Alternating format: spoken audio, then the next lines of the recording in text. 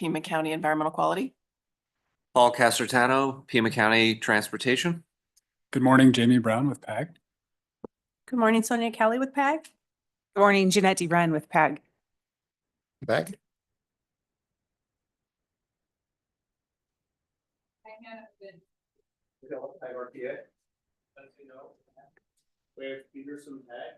Thank you. And then online we have Adam, Hi, this is Adam Ledford with PAG. Chris, Chris Stevie, University of Arizona.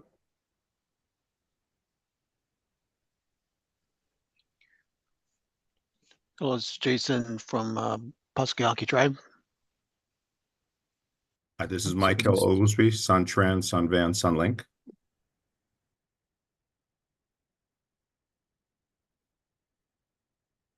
anybody else online that want to introduce themselves? Scott Robidoux, Manager Planning with the Tucson Airport Authority. Heidi Dan Jakob, Gabbio, Federal Highways.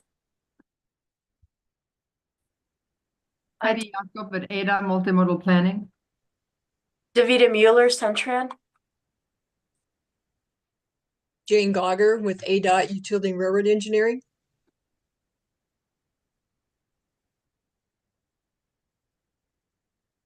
Anybody else online want to introduce themselves? This is Jennifer Hobart. I'm here as well.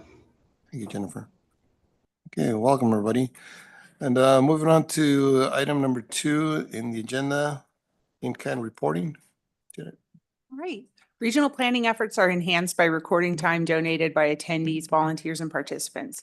PAG collects data on the time dedicated to meetings and activities to apply for use as matching funds for grants and federal dollars are paid, or federal, I'm gonna look at this one. Grants and federal dollars. If you are paid with federal dollars, please let us know now. Time spent in preparation for this meeting will be estimated by PAG staff who are knowledgeable of the agenda and meeting materials. At the conclusion of this meeting, the session report will automatically calculate your time spent in this meeting. Time spent working on PAG RTA initiatives, programs, and special projects may also be eligible for consideration for matching funds. We do have a sign-in sheet and we'll be sending that around. Please make sure you sign in before you leave today. Thanks. Thank you, Jen. And moving on to item number 3, approval of the December 18th, 2024 meeting summary. Have any comments, questions?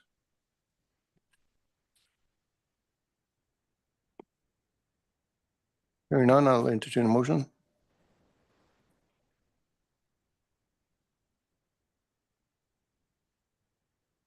going to be a tough crowd.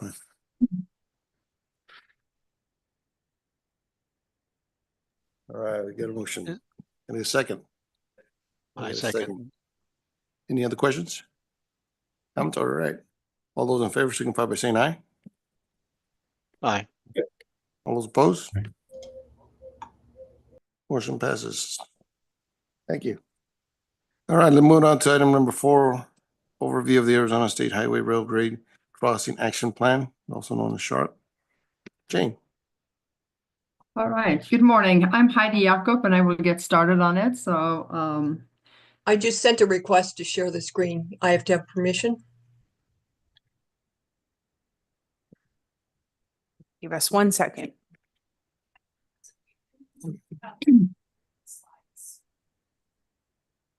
So we have your presentation, so you should have control of the slides.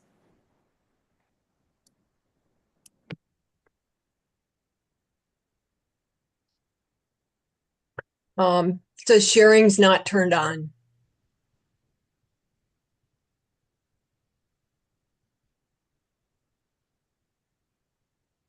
Have a preference, however? Sure. Yeah, hold on.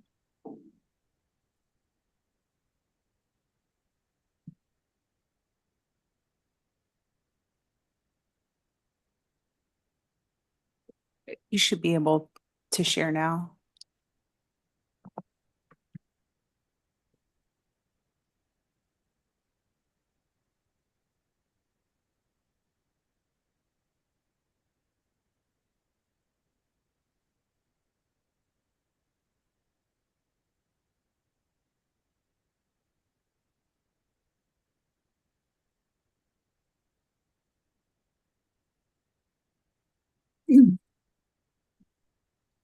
All right, I can see the, Can you see the slide presentation?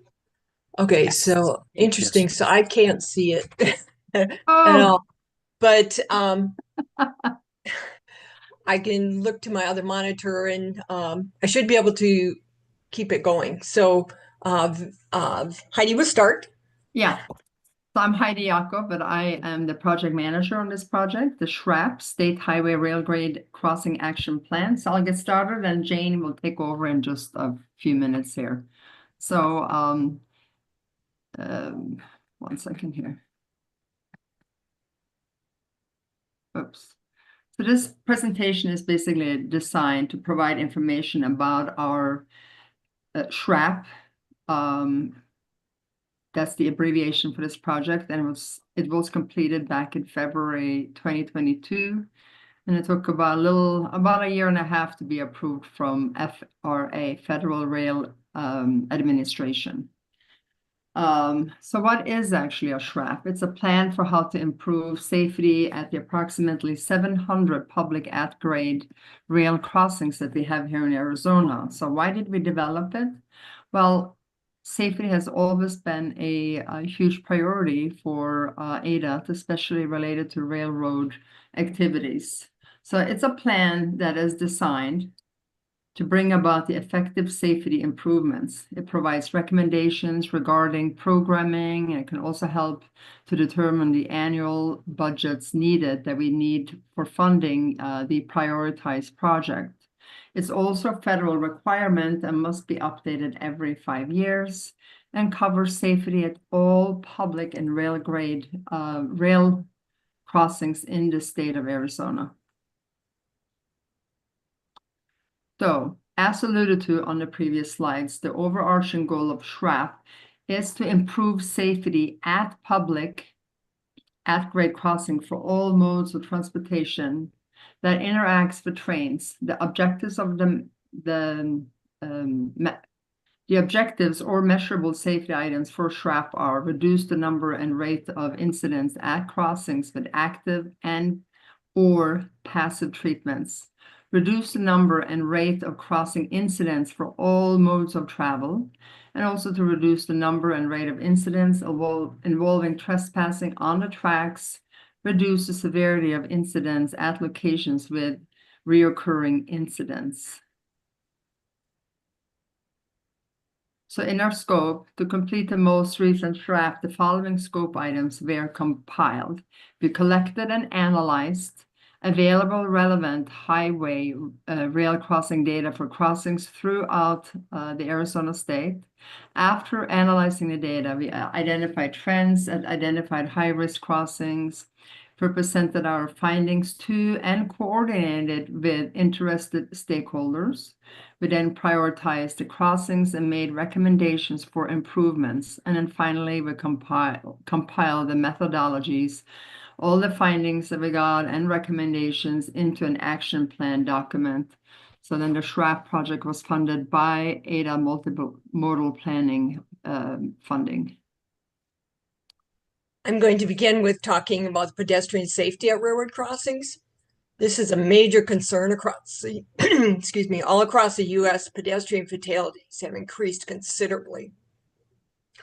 So pedestrians trespassing at the railroad crossing poses a significant safety risk. The trespassing, it seems like an odd word to be using, but it actually is. Trespassing occurs if pedestrians, they walk along the tracks, because those tracks are owned by the railroad. If they cross the railroad track anywhere other than the designated crossing point, or if they cross the railroad track when the gate arms are down. And these situations do present a safety hazard because the trains are really big and they cannot stop quickly. They take a long distance and they cannot stop if there's pedestrians, well, in time, if pedestrians are on the tracks. During the period of the SHRAP, which was 4 years, 2016 through 2020, there was 14 of the 19 fatalities were pedestrians trespassing on the tracks. And there's been an additional 14 pedestrian fatalities just over the last 2 years. And the FRA is the Federal Railroad Administration. They oversee all railroads in the US. And they have really been expressing their concern for safety, and they're recommending to the state, increase your awareness and to the public and to do safety improvements for pedestrians at rail crossings. This brings us to ADOT Utility Railroad Engineering, URR. We are the liaison between ADOT and the railroad companies. In Arizona, we have two major railroads. These are class 1s that go all across the US, and they're really long, over 2 miles long now. We have 12 short line railroads. These are the local railroads. We have 8 that are active. Of this, there's 6 common carriers and 2 excursion railroads. And we have 4 that are inactive. We also manage the statewide railroad crossing inventory, which is the 700 public at grade crossings in the state. And we manage the Section 130. You may have heard of that. It's the Federal Highway Railroad Grade Crossing Safety Program. It's a funding program. And the overall goal of Section 130 is to increase safety for all modes of transportation, including pedestrians. We do have a number of projects that are focusing on pedestrian safety improvements at the railroad crossings. Typical Section 130 project is install concrete surface. This replaces the old timber, gravel, some are dirt, old asphalt, and even rubber. This is a passive crossing. If it's active, means there's activated flashing lights and gates. Project can install those. And if it's related to the actual crossing upgrade, project can include sidewalks and signing and striping. And also this signal preemption is the warning system. We can install a more complex warning system. A project can also close the crossing. Section 130 projects are selected and managed by Utility Railroad Engineering. Now, the SRAP is especially valuable because we ranked and gave a risk score for each of the rail highway crossings. And so this helps us determine future Section 130 projects. So we are responsible for oversight, coordination, and completion of all aspects of the Section 130 projects. This includes the clearances, which are required for all federal money. That's the environmental, right-of-way, and utility clearances. And also any agreements between ADOT and the railroad to do the work, and also the IGA, the intergovernmental agreement. This is between ADOT and the local agency that is the road authority for that project, for that road crossing. We also make sure the funding's in place. And in Arizona, the Arizona Corporation Commission, ACC, oversees utilities, and which includes the railroad. And so if you change a crossing, you have to go to a hearing in front of ACC. We represent the project, the local agency, and the railroad at that hearing. We do add projects to the Section 130 list every year. So anyone can give us a request to check out a crossing. We have a concern. Can we do something to get Section 130 money to pay for upgrading a crossing?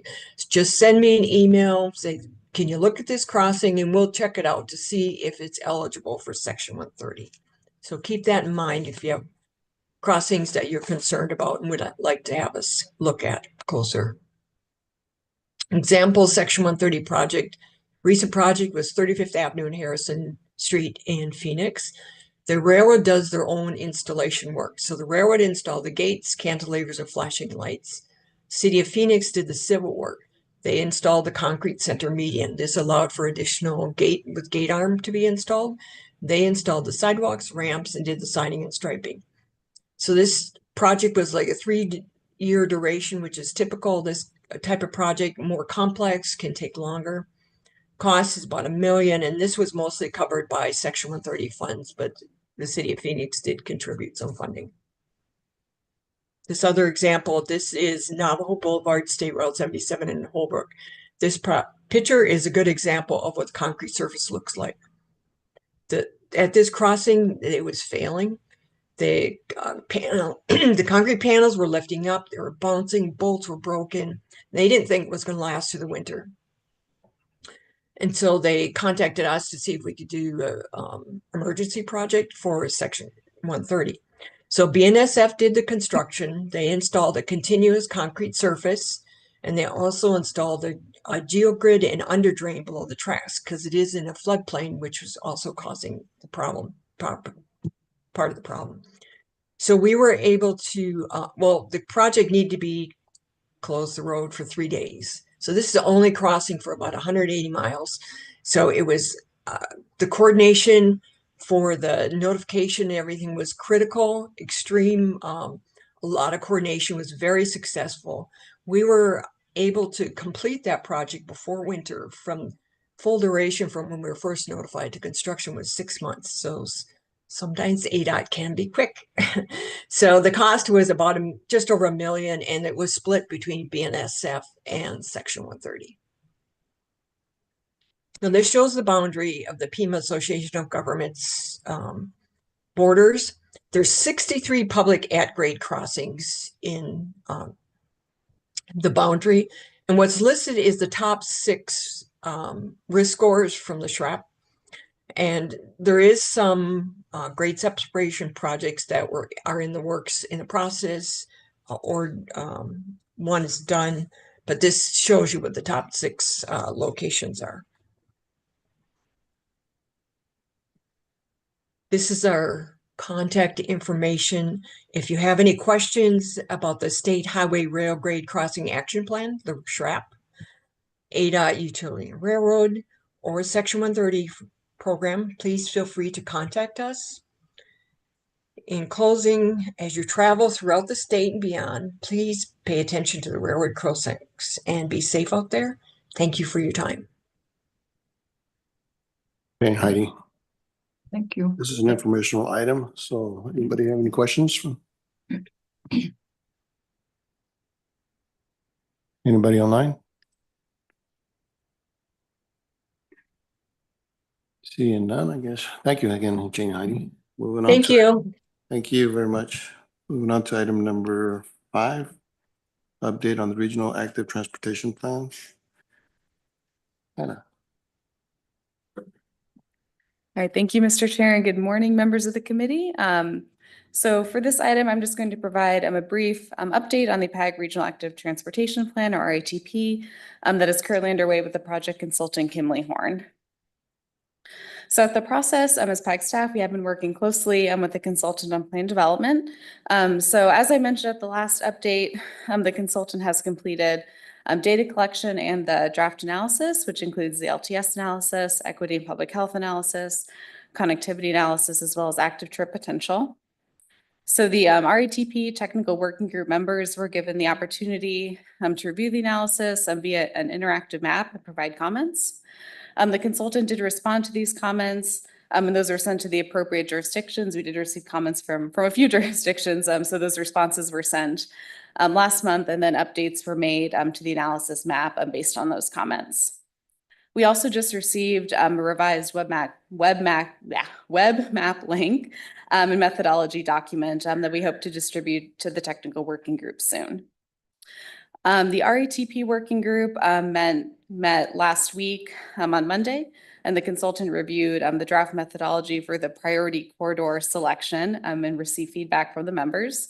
So the consultant will review the results of the draft priority corridor selection with the working group at the next meeting, but did get initial feedback on that methodology to move forward with that analysis.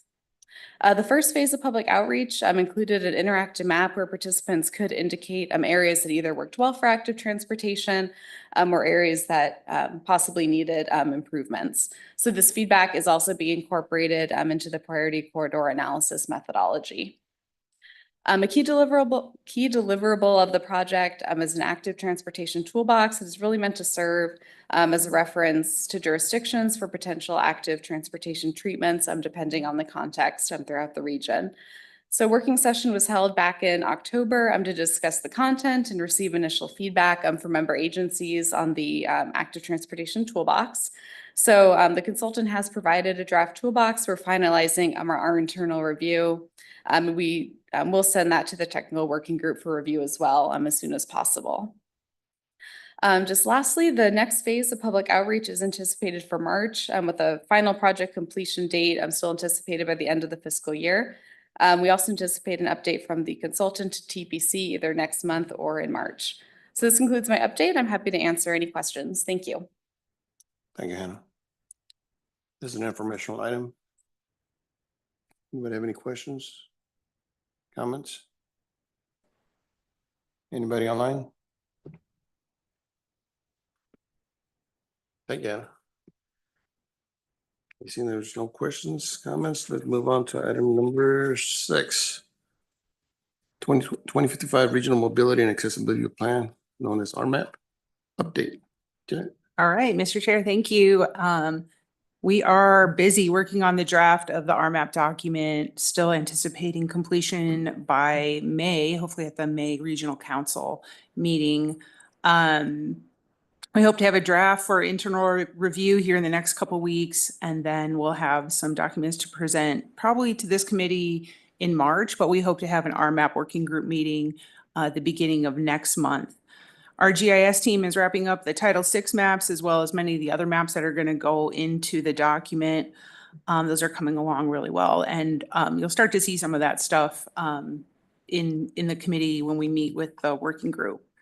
The finance plan, public outreach, project lists are all complete.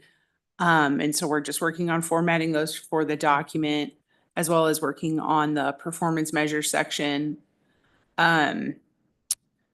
We did have a request from Town of Sarita last month to add a project. We were able to do that. It's a relatively inexpensive project for the Phoenix Zoo access road. So that was incorporated into the project list and also into the modeling work. Like I said, we are on track for May approval and hope to have working group meeting. I'm going to say probably like the 2nd or 3rd week of February. Hansu's also here and he wanted to give a few updates on the work that the data science team is working on.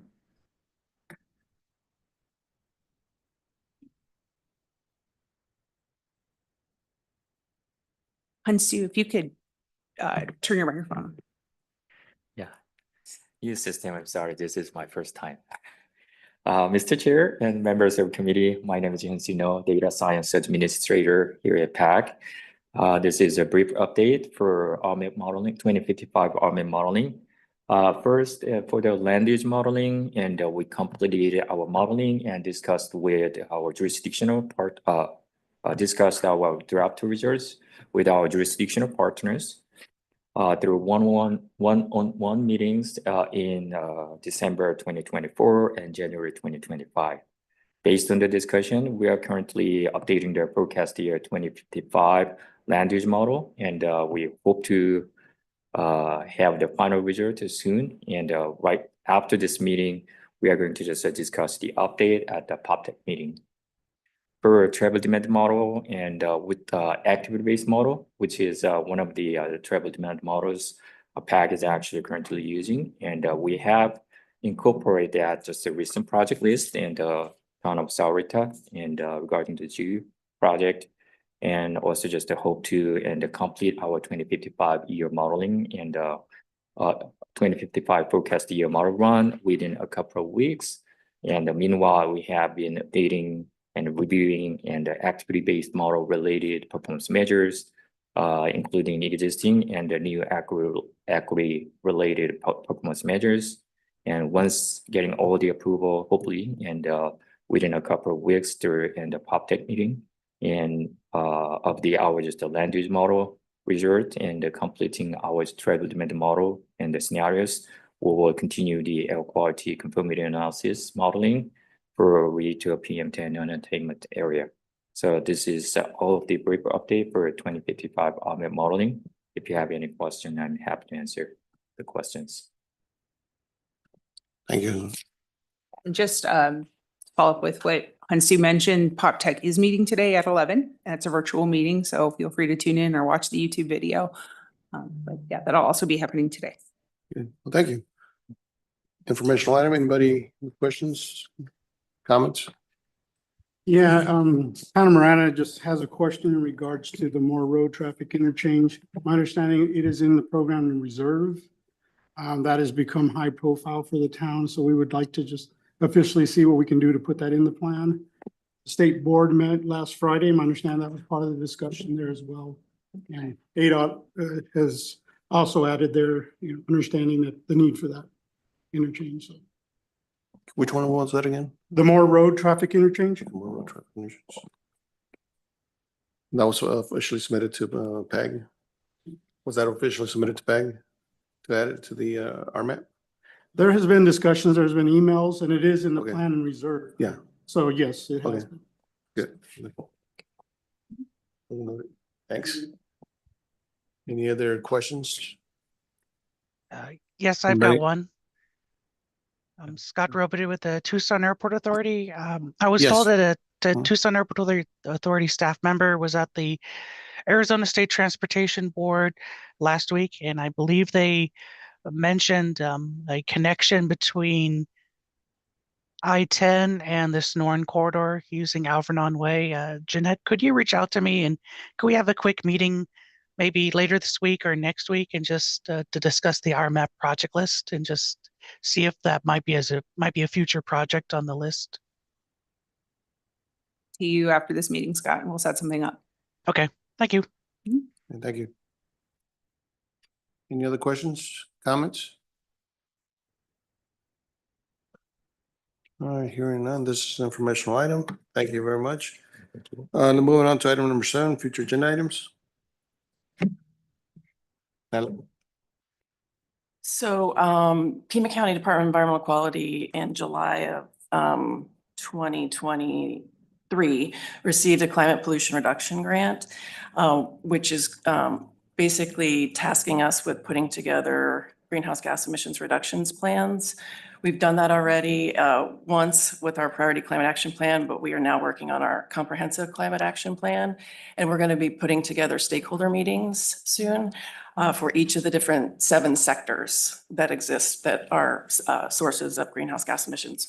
One of those sectors, the largest sector, is transportation. And so we're going to be hosting transportation-specific stakeholder engagement meetings. It would be great if we could actually discuss this at TPC, since it's very relevant to transportation planning and greenhouse gas planning, climate planning. So I'm going to once again request that in a future agenda, we discuss this work that we're doing. I'd like to be able to educate this group about what our department is doing and what the plan will entail. Without PAG's participation in this committee, then PAG just doesn't participate at all in this process. And it seems like a shame since PAG is the transportation planning agency. So I would like to see that on the next agenda, if at all possible. Thank you. Thank you. Can we'll discuss it now, but please look into it. Yep. Thank you. Any other further questions, comments, additions? Seeing none or hearing none. Moving on to item number 8, adjournment. Get a motion to adjourn. Second. Great, thank you. All those in favor signify by saying aye. Any opposed? Aye. Aye. Aye. Thank you. Meeting is official. Motion passes. Meeting is official adjourned. Thank you. Mr. Chair, before everybody leaves, I see that Adam has a box of printed tips. If you requested one, he may drop one off for you. Thank you.